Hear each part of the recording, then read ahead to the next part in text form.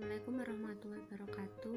Perkenalkan, nama saya Dila Wulandani, saya pemateri 2 dari kelompok 1. Di sini saya akan menjelaskan tentang kepemimpinan di luar struktur organisasi, atau bisa kita sebut sebagai kepemimpinan informal. Nah, pengertian dari kepemimpinan informal ini adalah seseorang yang tidak mendapatkan pengangkatan secara formal atau pengangkatan secara resmi sebagai pemimpin, namun karena ia memiliki sesuatu atau memiliki kualitas secara unggul, bisa mencapai kedudukan sebagai orang yang mampu mempengaruhi kondisi psikis dan perilaku suatu kelompok atau masyarakat. Ia juga mempunyai ruang lingkup tanpa batas-batas resmi. Karena kepemimpinan yang seperti ini didasarkan atas pengakuan dan kepercayaan masyarakat. Tidak nyata terlihat dalam hierarkis, juga tidak terlihat dalam gambar. Dalam kalangan Islam, kepemimpinan informal ini mendapat tempat yang tersendiri di hati umat. Contohnya itu seperti ulama, ustadz, atau zu'ama. Mereka memiliki pengikut yang tak kalah banyak dari kepemimpinan secara resmi. Kadangkala dibedakan, kita bisa membedakan antara kepemimpinan sebagai kedudukan dan kepemimpinan sebagai proses sosial. Nah, karena kepemimpinan informal ini bisa kita kaitkan sebagai kepemimpinan proses sosial. Contohnya itu adalah ada seseorang yang tidak sedang mengikuti organisasi kepemerintahan atau yang lain-lainnya. Dia mempunyai tujuan tertentu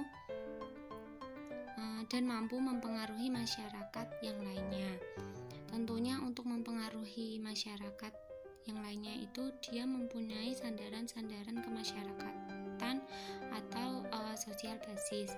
Contohnya ada seseorang, dia tidak Pak RT atau tidak Pak RW, dan dia hanya orang biasa. Nah, di daerah rumahnya itu ada selokan kotor. Dia berinisiatif untuk membersihkannya, tapi tidak mungkin kalau dia membersihkan sendirian. Nah, dia mampu mengajak tetangga dan masyarakat sekitar untuk bersama-sama bergotong royong membersihkan selokan tersebut.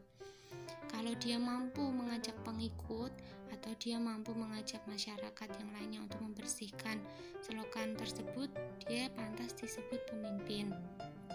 Kalau dia tidak mampu mengajak masyarakat yang lainnya, nah itu tidak bisa dikatakan sebagai pemimpin. Itu adalah salah satu contoh kepemimpinan di luar struktur organisasi. Kadangkala dibedakan antara kepemimpinan sebagai kedudukan dan kepemimpinan sebagai proses sosial. Kalau kepemimpinan sebagai kedudukan itu adalah kepemimpinan secara formal atau secara resmi, dan kepemimpinan sebagai proses sosial itu adalah kepemimpinan informal atau kepemimpinan tidak resmi. Nah, kalau sebagai kedudukan, kepemimpinan merupakan suatu kompleks dari hak dan kewajiban yang dapat dimiliki oleh seseorang atau badan atau lembaga. Nah, itu tuh kepemimpinan yang ada di dalam struktur organisasi. Sedangkan sebagai suatu proses sosial atau bisa kita sebut sebagai informal atau tidak resmi, itu kepemimpinan meliputi segala tindakan yang dilakukan seseorang atau suatu badan yang menyebabkan gerak dari warga masyarakat. Jadi itu kayak yang saya kasih contoh tadi, begitu. Itu sedikit pemaparan materi tentang kepemimpinan di luar struktur organisasi dari saya. Kurang lebihnya saya mohon maaf. Terima kasih. Wassalamualaikum warahmatullahi wabarakatuh.